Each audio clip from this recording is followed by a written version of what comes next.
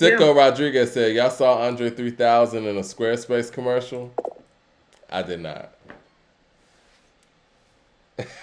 And on that note, um, let's talk about this new Snoop What? and What? Nas. What? No. What? He did a what? He did a Squarespace commercial? Is that real? Let me look on my phone real Better quick. not be real.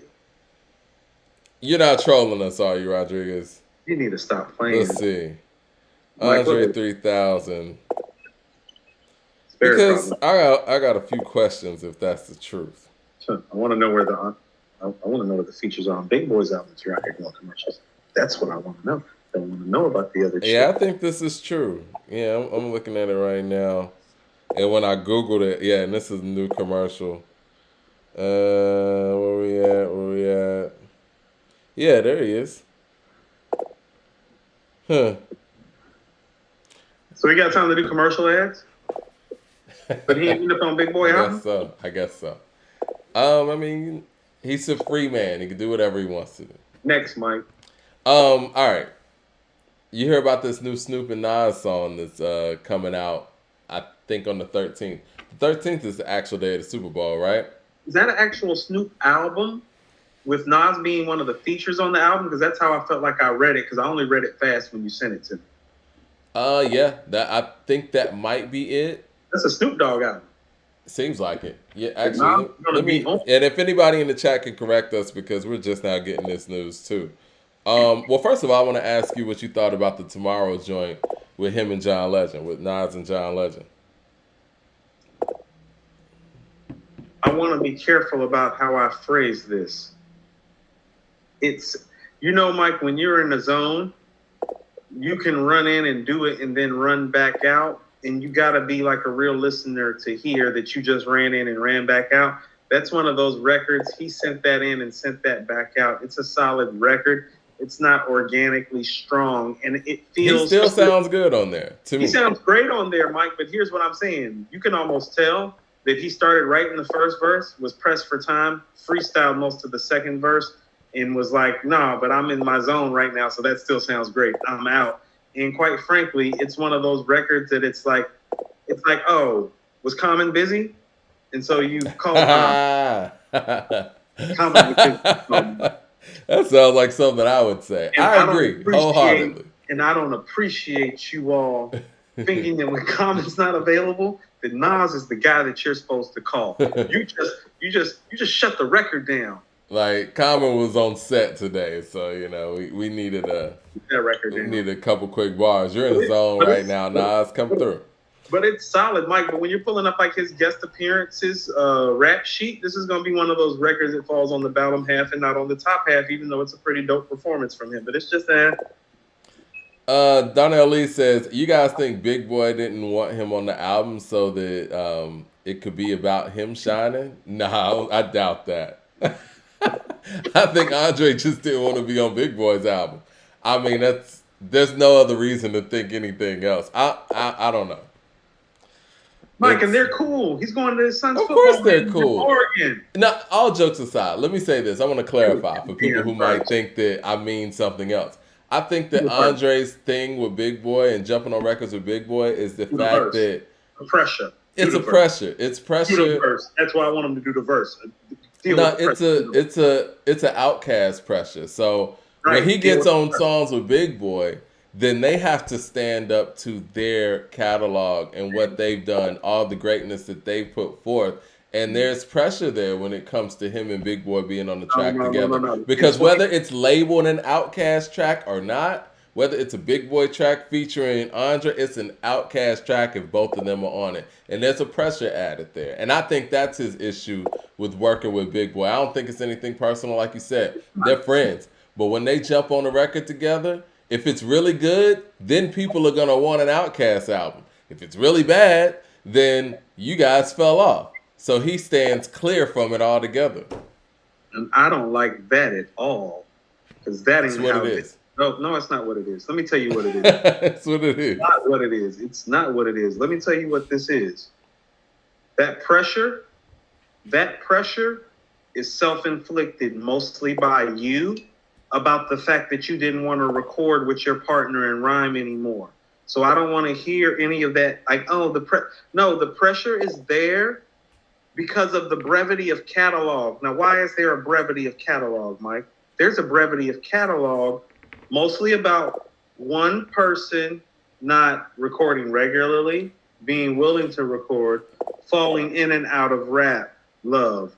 Who would that belong to? So all this pressure that he doesn't want to deal with, oh, that's self-inflicted, and we're done feeling sorry for you. Make the goddamn record. I want to address something that Diesel said in the chat. He says, I don't want to hear it anymore. Like, just make the record and stop giving me all these bullshit ass excuses. That ain't how it roll where you from, where I'm from. That's not how rap works. That's not how this works. You're not oblivious or above the spear of this culture. You don't get to riff in here when you feel like it.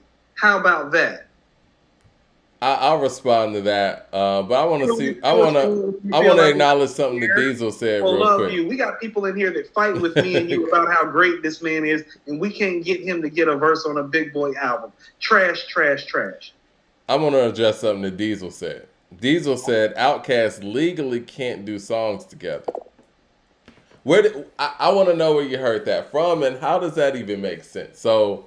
So Jive signed Outkast, or they didn't sign Outkast. They inherited Outkast from when they bought out LaFace and Arista, or that partnership, or however that worked. So they have the rights to Outkast, and they don't want to make any money off of Outkast. I don't understand how that works. Do the verse. I don't understand how that works. I'm just gonna be honest. I mean, I don't know if these are rumors or rumors that gotten out of control. I just don't understand the logic in a label legally not allowing members of that group to do music together. I don't understand that. But they were able to actually do the tour when they did the 25th anniversary of everything. I don't think that they're legally prohibited from doing records together. I think that's more of an Andrè thing, in my personal opinion. Again, I don't have any inside information on that. I just have never seen an institution sign not a great artist, but a great act that just sold 10 million just so they just don't put anything out when the public clearly wants something from them. That I don't know. That just doesn't make sense to me. But Mike, I could be wrong. Look at how you've talked about Kendrick not recording or doing material the last 5 years. His legacy is nothing like their legacy. Think about how long we've been talking about, like Mike, you understand that they were talking about this guy struggling to record and wanting to do material immediately after a Clement. I'm like, that's in the 90s. I'm so sick of hearing this fucking shit. You rap or you don't, my dude. You rap or you don't. I mean, I think Andre's clearly... You rap or you don't. Andre's clearly made his decision. If you don't, no. Come out and say that you don't so we can stop all this. Because it's almost like you getting off on it now. That's why it's starting to make me feel a certain type of way about it as somebody that loves him and was inspired by him to see the way that he's handling and carrying it. It's like, no, fam, you don't got it like that. We don't even know if you can make The World Is Yours. We don't know if you can make Juicy. We don't know if you can make Dead Presidents. We don't know. So stop acting like you're one of those guys. You're another rapper. And you're another rapper who don't like to rap. So who are you? Because it's been years since we heard you rap regularly. And you know what? That's his right. But I think that the problem is it's my right to point out the fact that you don't deserve all this notoriety for not rapping and shit. As an individual, yes. And that's correct. I've given up. To rap, that's fine. Go over there and don't rap and stay away from the spear. Go sing again. Go be an R&B artist. Go be an actor. Go in a subway and play the guitar and not get posted on social media about it. As a matter of fact, when you get posted on social media about it, make sure it gets taken down because you don't want your craft to be disturbed or interfered with. What the fuck ever? You know, I think that for me, I wish that he would have given... I wish he'd keep the shit 100. Exactly. Give the audience and your fans and the fans who are holding out on hope some closure about the situation and allow Big Boy to go on with his solo career without having to go to press and continuously answering questions about Outkast. Do what Tribe did when it was over. Say, you know what? This is our last album. This is what we're gonna, we're gonna all do our own individual things. If you want to go play the flute, do your thing. Big Boy's gonna go out here and do his solo stuff, and y'all don't have to ask him every time that he's talking about his music, where's Drake? When's the last time you talked to Drake? Because you know what I'm saying? When Destiny Child did their final run, so everybody could go off and do their thing. Tribe did their final run, so everybody can go off and do their thing. I think my biggest problem is the fact that you knew it was over. Like you said, you knew you didn't want to rap again. It's like 99, 2000. Yeah, you knew this. So if you know what, it's like you and I doing a podcast, right? And so I know that I have no intentions of doing another episode, but I won't say it. I won't tell the followers what that, you know what I'm saying, that's what it is. Imagine our following for like 5 or 6 years after like our peak, and we keep on saying like, hey, we might go on live on Wednesday. And then Coop's out here going live by himself, and people like, yo, what's up with Mike? And he can't even get his own live going because people asking about me and some shit. Like, come on, man. Like, this shit crazy. Like, just say it's a rap. Like, we appreciate it and respect it. Or say like, because all these riffs of I'm not inspired has turned into 2 decades worth of those riffs. You do understand that. That's why I'm saying this. This isn't like these things that he says in these like obscure blurbs and these obscure pop-ups, these obscure like this been going on for 2 decades now, Mike. This been going on longer than their musical peak has been going on. Yeah. Right. I mean, it is what it is. 1994 to 2000. And and again, he's been living off the myth and the legend of 6 years worth of recording material in a group for over 2 decades. Do you rap or not? No. I mean, I think the actions have told you that. Right. So if you don't want to be held as a rapper, if you don't like rapping, why we keep talking about your ass rapping and shit? Right. I agree. Because you keep doing things that put yourself in the sphere to get that kind of attention, and I'm starting to take issue with it. Like, you want the attention, but you don't want that work and that weight and that pressure. Well, you shouldn't have rhymed your ass off for 6 years. You shouldn't have disappeared from rhyming for virtually 2 decades with obscure performances. You have nobody but yourself to blame. Now, either get on these fucking tracks and rap or disappear. So, you know what? I guess Coop didn't like Andrè being on the Squarespace commercial. No, I don't. I'm going to title this video, Coop Reacts to Andrè 3000's Squarespace commercial. Niggas be acting like they didn't get these commercials and all of this off of rapping, Mike. That's why. Why is he getting an ad in 2020 for anything when he hasn't rapped regularly in 2 decades and we can't get a verse from you on Big Boi's album? No, flag on the flag. I don't like that either. I agree. I agree. I don't like the fact that ejection. I don't like the fact that he can give anybody in the world a feature except for Big Boi. Seems like I don't like that. Oh, I don't want to deal with the pressure. Oh, did you take the check from that commercial that you probably got because you're one half of Outkast who hasn't made a fucking album in over 2 decades? Because you don't have no solo material. But you took that ad. We can't get a Big Boi. Whew. All right, so we were just about to talk about the Snoop and Nas collaboration. So Snoop has an album coming up called Back on Death Row. And we heard a little clip of, the Nas record. Once again, Nas sounds great. Snoop sounds great on it. I love to hear, these combinations that we've never heard before, that we've always wanted to hear.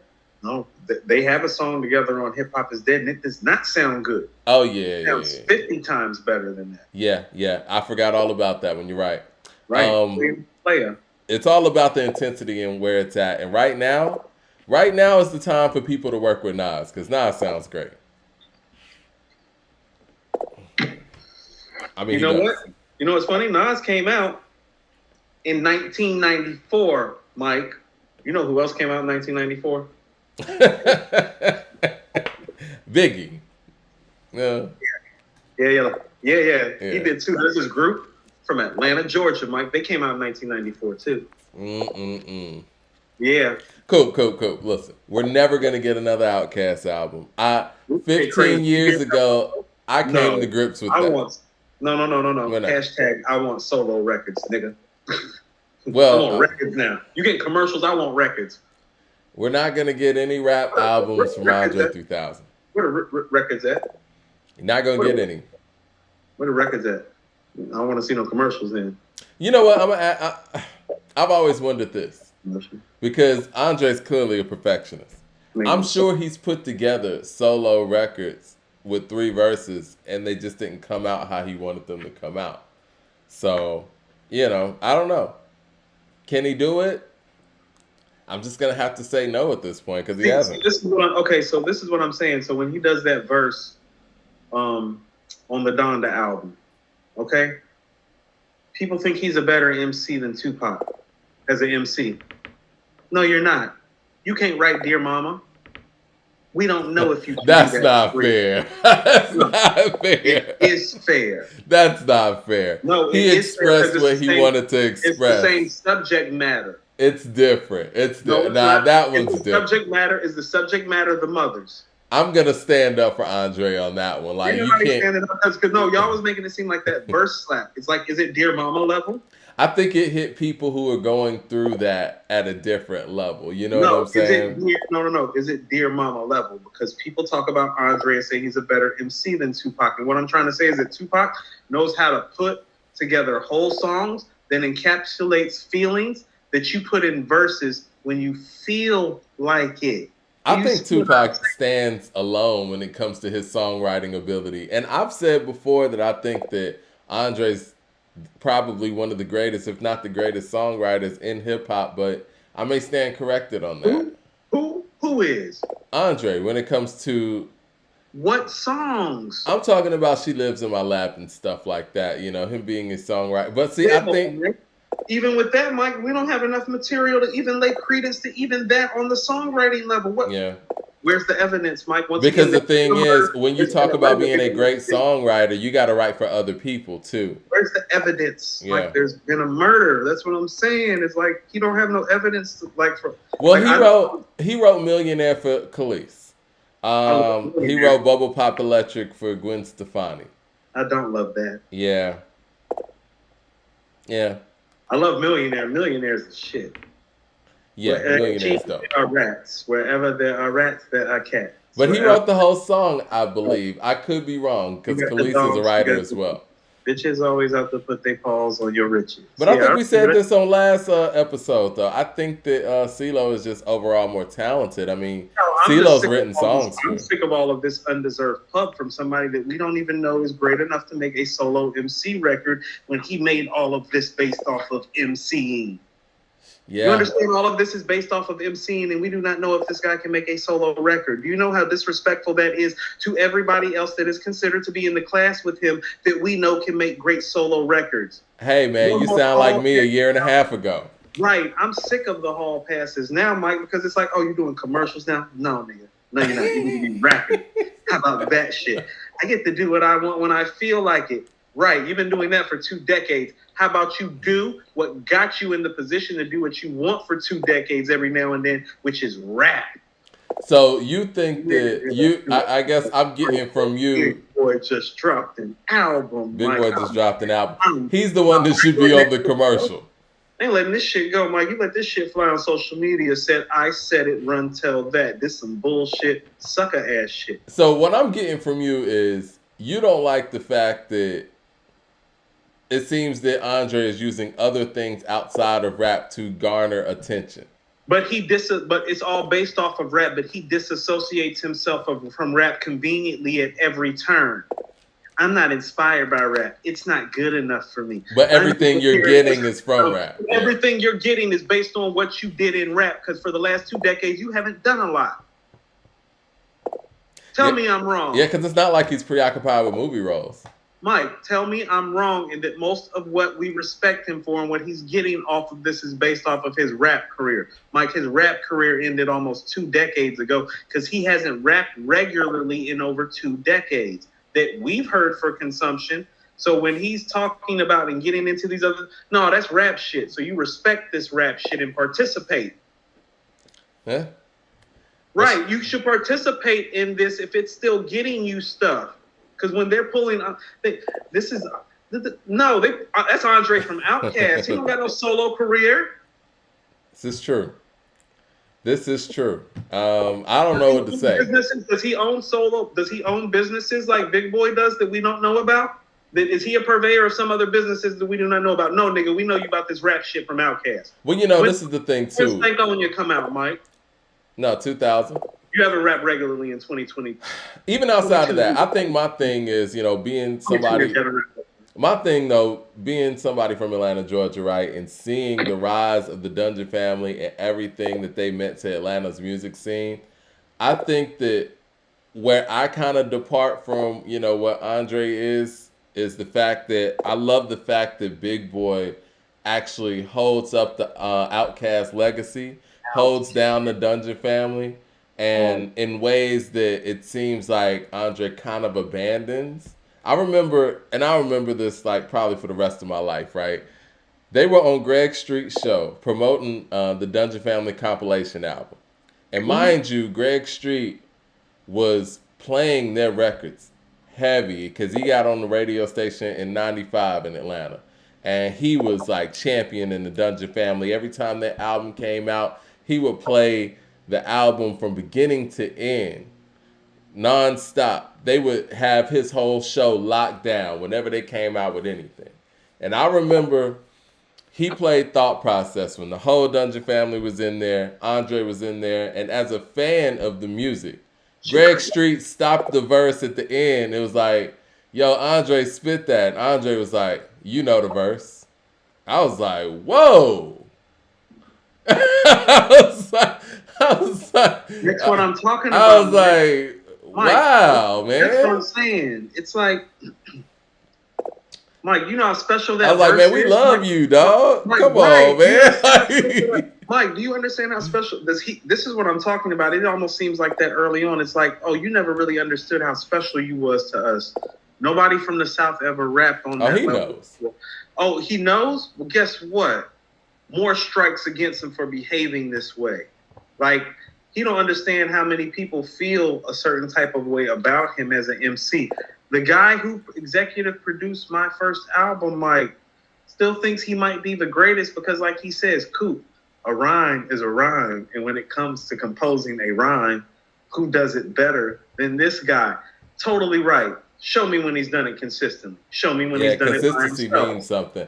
Even with this whole Airbnb thing, the Big Boi has done with the Dungeon family's original home in Atlanta, and making that a shrine and fixing that up with all the Outkast decor and all that. And it's like Big Boi is carrying on the legacy of the Dungeon family. And it's like, and I'm like, I would like for Andrè you're doing Squarespace commercials. I would like for him to at least shout that out. Like, that's where you got your start. It wasn't just Big Boi that got his start from there. Everybody got their start from there.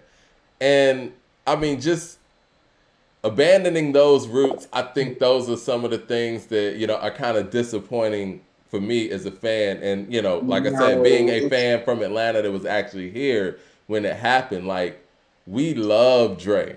Right. And it feels like we're not getting the love back. I'll put it that way. No, Mike. We've been not getting the love back. But what I'm talking about going on right now is somebody that is taking advantage of the love.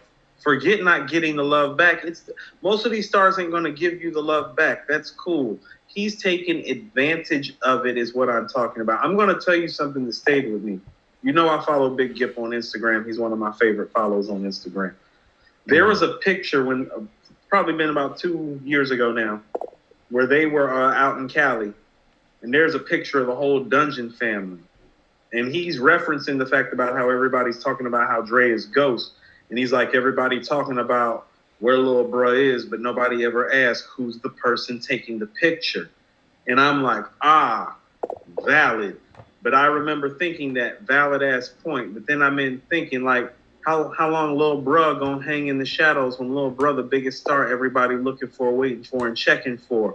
Y'all can't hide him. he can't hide from his greatness, Mike. And it seemed like he's been running and hiding from his own greatness. And all we want you to do is show up consistently. We can't even get Mike. It's like not gonna happen. Mike, what do football players say? What the best ability is? What is it? Availability.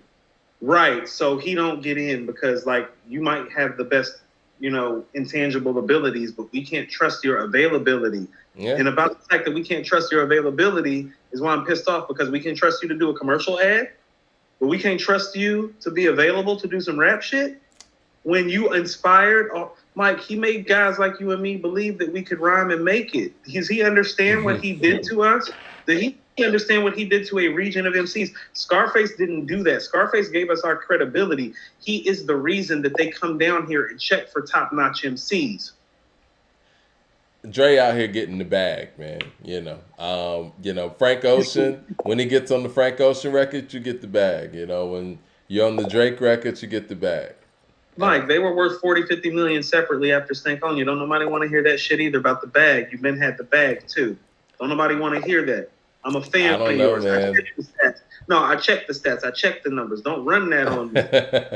They let you play Jimi Hendrix in a movie. Don't run that on me. Yeah. They let you play Jimi Hendrix, dude. Yeah. I don't know. I don't know what's going on behind the scenes.